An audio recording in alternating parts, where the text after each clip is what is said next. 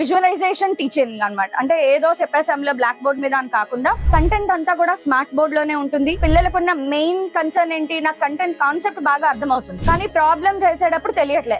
ఇంట్లో కూర్చొని చేద్దామన్నా, స్టడీ అవర్ లో కూర్చొని చేద్దామన్నా ప్రాబ్లం ఎలా స్టార్ట్ చేయాలి, అసలు ఎలా సాల్వ్ చేయాలి, కొన్ని వస్తాయి, కొన్ని రావు. సో దానికి క్లాస్ లోనే టీచర్ కొంచెం కంటెంట్ చెప్తారు, కొన్ని ప్రాబ్లమ్స్ చేయిస్తారు ఆ కంటెంట్ మీద, మళ్ళా కంటెంట్ కొన్ని ప్రాబ్లమ్. సో టీచర్ తో పాటు పిల్లలు పార్టిసిపేట్ చేయాలి. అలా వాళ్ళు డీవియేట్ అవ్వకుండా క్లిక్కర్ సిస్టమ్ ఉంటుంది. సో క్లిక్కర్ సిస్టమ్ లో 2 అడ్వాంటేజెస్ ఉంటాయి. ఒకటి మనకి క్విజ్ లాగా ఉంటుంది అనమాట. అంటే టీచర్ టైమర్ ఆన్ చేస్తారు, ప్రతి పిల్లలు సాల్వ్ చేసేసి వెంటనే క్లిక్కర్ లో ABCD బటన్స్ ఉంటాయి, మీరు బటన్ ఆన్ చేస్తారు. ఎవరు ఫస్ట్ చేస్తే వాళ్ళ పేరు ఫస్ట్ టాప్ లో డిస్ప్లే అవుతుంది. సో ఫస్ట్ ఆర్డర్ ఉంటుంది అనమాట. సో కొంచెం కాంపిటేటివ్ స్పిరిట్ అనేది బిల్డప్ చేయడానికి, లైక్ అట్లీస్ట్ 2-3 క్లాసులు అయిన తర్వాత అయినా పిల్లలు ఫీల్ అవుతారు, అదే నెక్స్ట్ టైం నా పేరు ఇంకొంచెం పైకి వెళ్ళాలి, టాప్ లోకి వెళ్ళాలి నా పేరు, అట్లా ఫీల్ అవుతారు. కాంపిటేటివ్ స్పిరిట్ ఉంటుంది. పిల్లలు టీచర్ తో పాటు ప్రాబ్లమ్ సాల్వ్ చేసే విధంగా మా కోర్స్ స్ట్రక్చర్ అనేది ఉంటుంది. ఏ టీచర్ అయినా కూడా సేమ్ మెథడాలజీలోనే టీచ్ చేస్తారు. ఆల్ ఓవర్ ఇండియా మాకు సేమ్ కంటెంట్ ఉంటుంది. మేబీ వాళ్ళు 2-3 ప్రాబ్లమ్స్ ఎక్స్ట్రా వేసుకోవచ్చు, కంటెంట్ వాళ్ళకి నచ్చినట్టు చెప్పొచ్చు, బట్ బేస్ స్ట్రక్చర్ ఒకలాగే ఉంటుంది అనమాట.